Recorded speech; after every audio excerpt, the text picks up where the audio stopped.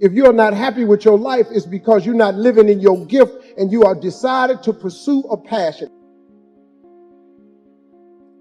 But I can't win no money. I can't make the cut. I'm a 16 handicap. That's on a good day. I wanted to play in the NBA. When I was growing up, I wanted to play in the league. That was my goal, to play in the NBA. Well, I wasn't gifted at it, though. There's a couple of problems. If I ran at full speed, I didn't have the ball. And when I shot it, it ain't go in a lot of times. Now, you put that together, you can quit talking about the NBA. My gift was I had the ability, and I didn't know it at a young age, but I had the ability to take information instantly and transform it into comedy.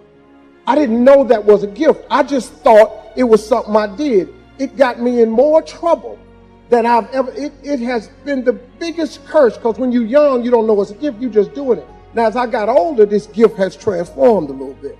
I can take information and turn it into inspiration. I can take information and turn it into motivation. And the reason I'm here today is because my life has been jacked up. And I have learned and mastered something. I've mastered the principles of success. You can't tell me I can't. That's what I've done. I've mastered the principles of success. I know them by heart, inside out. You can't tell me nothing about it. About success. I cannot help but intertwine faith in there. So if you don't really care for the faith piece, you ain't gonna really care for me.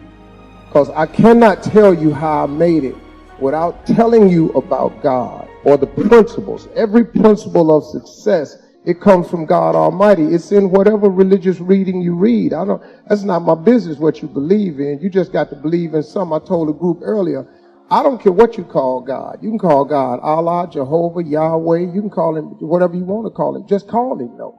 It's not in my business what you call him. I don't care. But I cannot stand here and talk to you about my road to success. I cannot inspire these young people that I tried to get to earlier today and not intertwine faith. So I'm sorry if that ain't your thing. But y'all done paid me now, so here I am. I got the money wired to my account, so here it is. Take a deep breath. I tell people all the time, and I was talking to young people, and what I try to get people to understand is, I don't care who you are in this room. If you got to a place in your life where you felt like, life should have been more for you, or you're trying to figure your life out, there's one simple way to get it done. God, when he created all of us, he never created an individual without bestowing a gift in it. And God put that gift in all of us. Some of you are gifted in teaching, networking, counseling, sharing, life-saving. Some of you are caretakers, but you're gifted. If you work in your gift, you now find your purpose in life, a real meaning for waking up in the morning. A lot of people, you know people that get up and go to work in the morning, they just miserable. They hate driving to work. They hate their job. They hate their coworkers because they ain't doing what they want to do with their life. Now, that's not your fault. That's their fault. But God, when he created all of us, he gave all of us a gift. We were born with a gift at birth. God ain't made nobody and gave them a gift. Now, the thing of it is, if you stop looking at your gift as running, jumping, singing, dancing, then you can get on with your life. But so many people are pursuing their passion instead of pursuing their gift. Most of you have mastered the principles of success. But when you're talking to young people, you're talking to some people that ain't mastered that aspect yet. It's our job to teach young people the principles of success. They got to learn from your mistakes. See, I messed my life up so I could turn around and talk about it one day. I've been divorced twice. I've lost everything I own in my life twice. I lost it all again in 2005. At the end of 2005, I had $1,700. In 2005, I had made millions of dollars. I had $1,700 at the end of 2005. I've been homeless. I lived in a car for 3 years. I learned some principles, and I started applying.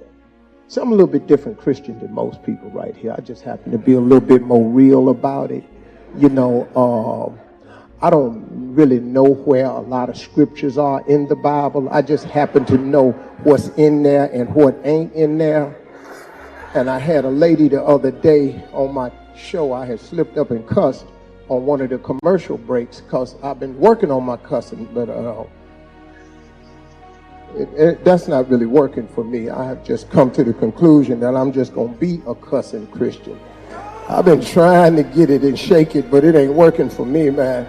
And I accidentally cussed on a commercial break, and the lady, I could tell she was a little put off by it, and I didn't mean to. I don't want to be offensive to people, but, I was just talking naturally. And she just stood up and said, I have a question for you, Mr. Harvey. She said, so how's your walk going with Christ?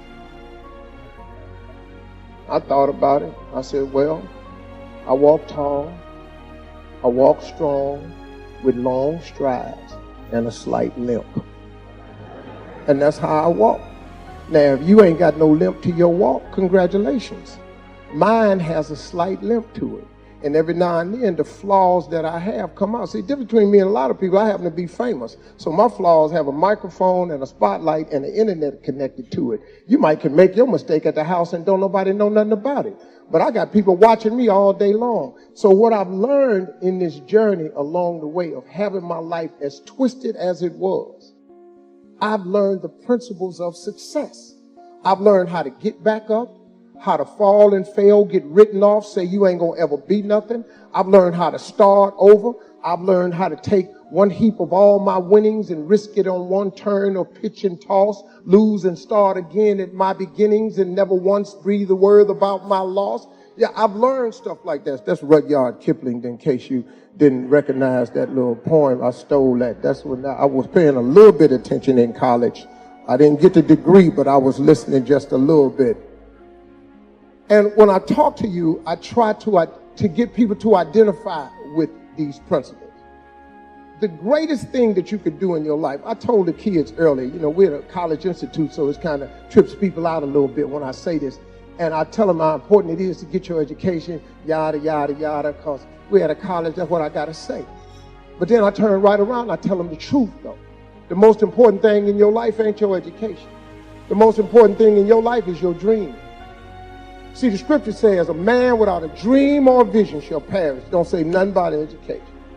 Now, you got to have one if you're going to climb to certain jobs and go into corporate ladder and be in banking and be in finance and all this stuff y'all doing.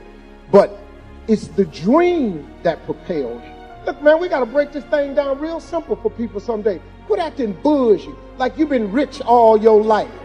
That's what killed me. I come to these functions, everybody sit up, they lean back in their chair, they speak proper grammar, they get their nose up. You act like you had money all your life. I ain't have money all my life.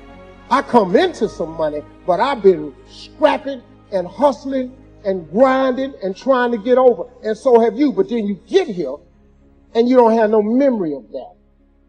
Because now your life is fixed. And so now when you talk to young people, you don't talk to them from the perspective of you made mistakes too. You don't talk to young people like, hey, been there, done that. I smoked weed in college too, man. I know where you at. You don't want to tell them that. Yeah, Clinton smoked weed. He the president of the United States. I'm going to probably say a lot of stuff. I already know that I'm not coming back next year. That's clear. I ain't got no problem. See, that's why I give my money wide to me. Because I already know I'm going to mess around and say something. I'm going to throw somebody into something. Because I see a couple of looks on y'all's face right now. But I don't really care. I'm out of here. I'm going to go get on this jet. I'm going to go down here. My wife down in Miami, man. I'm going to go sleep with my wife tonight. I don't care what y'all do. I was telling you about your gift. This is how you save yourself a lot of trouble. Now, this may apply to some adults in this room. Maybe not. Your gift is the thing that you do the absolute best with the least amount of effort. That's your God-given gift. You ain't got to trip on it, wonder about it. It's what you do better than anything else. Now, whether you've chosen to make that your life's work or not, that's your choice. But I got news for you. If you don't ever pursue that, you ain't gonna ever be happy. It's some unhappy people in this room today because there's some people in here doing what people expect them to do and doing what was required of them, and they just got locked into it. Now you got bills and a family and you don't really want to pursue your dream. So now you got the job and you just gonna ride it all the way out. And ain't nothing wrong with that. If your job is what you gifted at doing, this man is gonna retire this year. But but he's been in the education of young people's minds. He's been shaping young people's minds for 30 years like that. That's what he was gifted to do.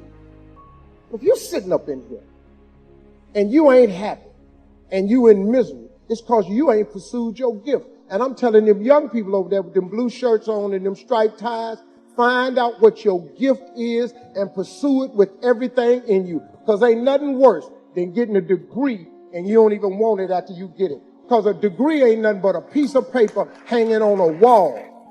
Now, it signifies that you have the ability to complete a task, but your life is made up of what you do with it. Life is 10% what happens. It's 90% of what you do about it. You got to do something with your life, man, that makes your heart beat in the morning when you wake up. See, people ask me all the time, how you do all these jobs, Steve? Because I like all my jobs. You cut your radio on 240 times a year. I do a 4-hour live radio show. How you do that every morning? Well, the main reason is they got a nice check, but other than that, I wake up in the morning, I give people some inspiration, I play music, and I tell jokes. Okay, boom, I like doing that. Then I go to a talk show. I live in Chicago 8 months out the year, 34 weeks. I tape 180 talk shows in Chicago. How you do that every day? Because I love doing it. Then I go to Atlanta. I live in Atlanta, and in 9 weeks, I tape 200 episodes of Family Feud. Man, how you tape all them shows? Once again, they have a check attached to this. But I love what I do. If you cut your TV on, it's obvious that I love what I do. I'm always smiling because God has given me the life of my dreams because I'm living in the gift he gave me. If you live in your gift, man, it changes your life. Do something about your gift. Listen to me, I don't care what job you got now. If it's something that really burns on the inside of you, you ought to go do that. I don't care how old you are. How come you think Kentucky Fried Chicken, how come you think that man on the side, why you think he old? Because his recipe got discovered when he was 68. That ain't the picture of the Colonel when he was 35. But he been frying chicken. You know, he didn't just wake up and start frying chicken.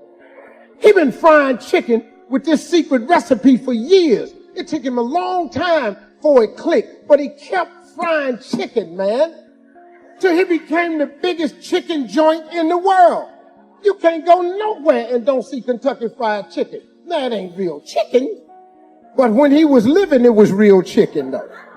It really was chicken. It was the actual parts. If you peel that skin off that Kentucky Fried Chicken, you're in for a surprise. It don't look nothing like. But he hit it. When is it too late to hit it? When is it really too late to hit the jackpot? When is it? When you're 60, that's too late. You don't want to be rich then? What, just 65, too late for you to be rich? When is it too late to hit it? Man, put some spark in your life. Have something to wake up about that make your heart beat in the morning. Have a joyous spirit when you wake up in the morning. Here's another principle on success. I'm going to tell you what rich people talk about all the time. You know what rich people talk about all the time? They talk about money all the time. All the principles of success is in the Bible. See, a man is as he thinks. So, what you think, excuse the grammar, but that's what you is. Don't it make better sense? Bad grammar makes better sense sometimes. If a man is as he thinketh, then what you think is what you is. That make real good sense to me. See, yeah, I like to keep it where people remember stuff I say. So rich people, you know what they do? They talk about money. Now, when you talk about money around people, they get tight because they don't want to hear the money. Well, money's not everything, and money can't buy you happiness. They ain't got no money. Money might not buy you happiness, but it park you right in front of Happy House. You can get out, ring doorbell, see if Happy home.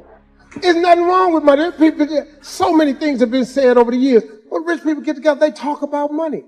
They talk about business all the time. There's nothing wrong with that. See, we go to church and we learn the wrong thing. You know what messed me up, man? When I was little, I went to church in Cleveland, you know, and the preacher would always say, he says, hard for a rich man to get into the kingdom of heaven as it is for a camel to get through the eye of a needle. Now, me and the rest of the ignorant members, we thought that you was trying to take a needle with a sewing thread and push a camel through it. all the people in my church collectively decided they didn't want to be rich.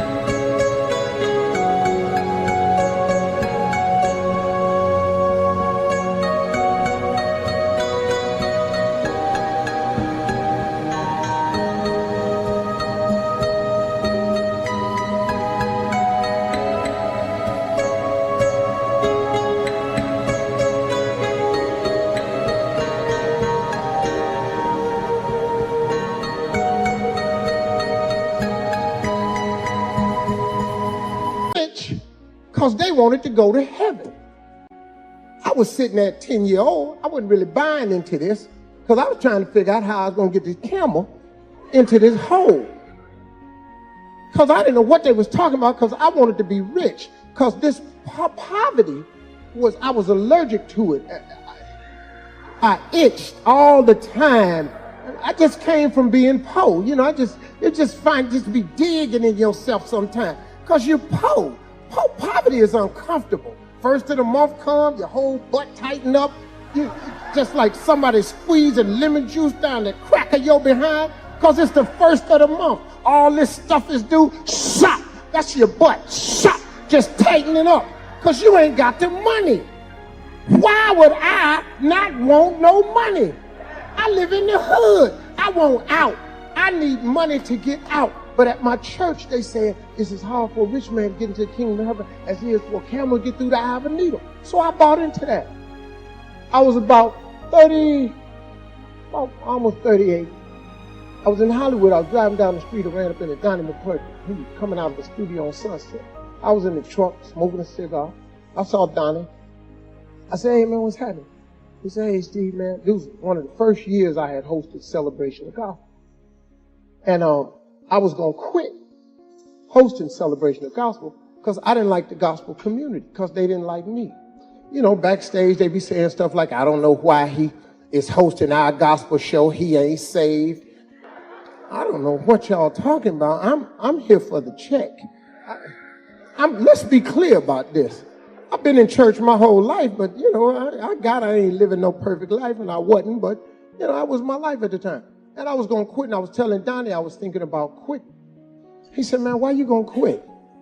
I was telling him, man, I said, man, I'm just confused right now, man. I said, I don't get it. I said, man, I'm thinking about going back to church, man, but, I want to go to heaven, but, man, I'm start making this money, Donnie, and it just don't jive with Christianity. He said, what you mean? And I told him what the preacher, that it's hard for a man to get through the kingdom of heaven as it is for a camel through the eye of a needle. So Donnie looked at me a little confused because, you know, he a pastor. And I was just telling him, you know, but I'm trying to find a way to get the camel in needle. He said, Steve, that's not what it means. I said, what does it mean? He says, in the Middle East, a needle is an arc that is stuck in the sand that looks like a wishbone on a chicken. And they have them to entryways sometimes. And when a camel approaches the needle, in order for the camel to get through the needle, he has to kneel and crawl through the needle. And then the camel gets back up. He said, that's what God meant. I said, Donnie, you mean they ain't talking about a sewing needle? He said, fool, you can't put a camel through a sewing needle. After that, I said, I got to go make me some money.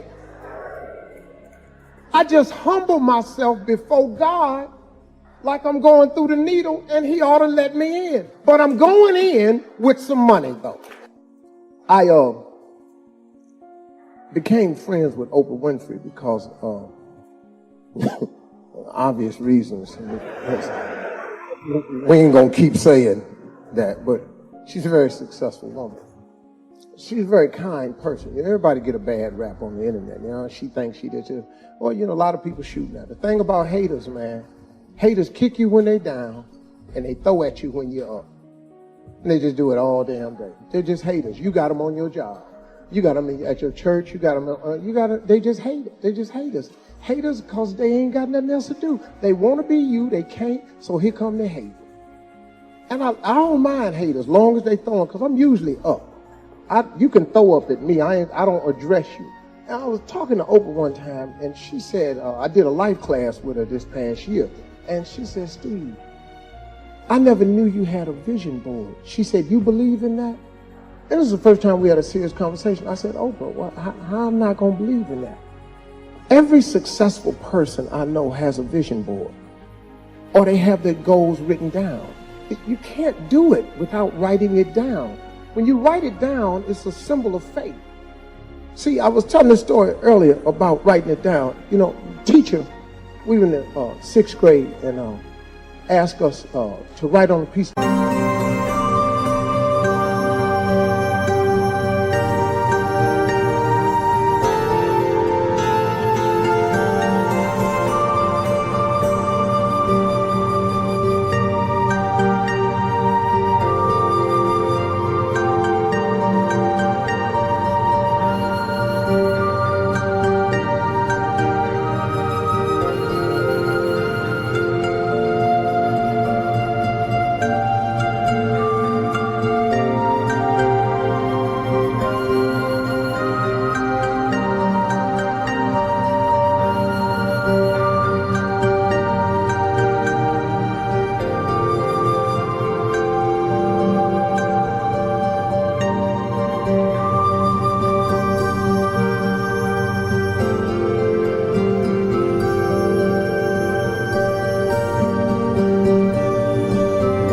paper. We came in from summer, what you want to be when you grow up.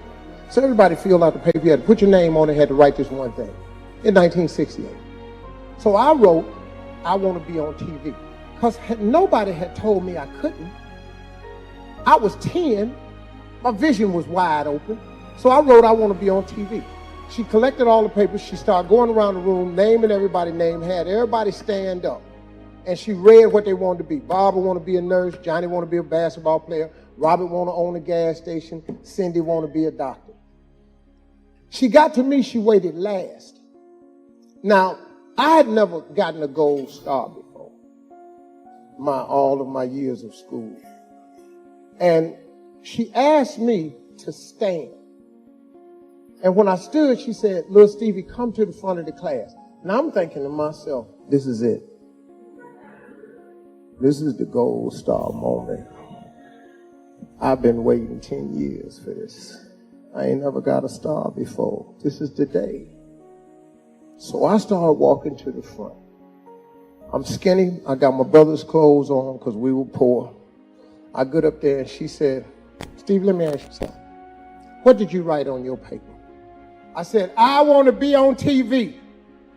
She said, and why did you write that on your paper? I said, because that was our assignment for today.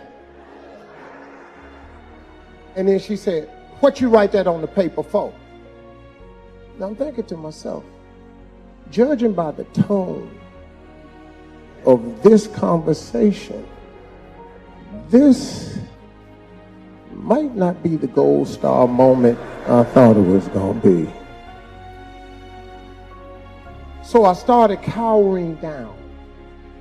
And she said, so why did you write it on the paper? And I said, because you asked us to. Voice is really soft. She said, do you know anybody on TV? I said, no. Anybody in this school ever been on TV? I said, no.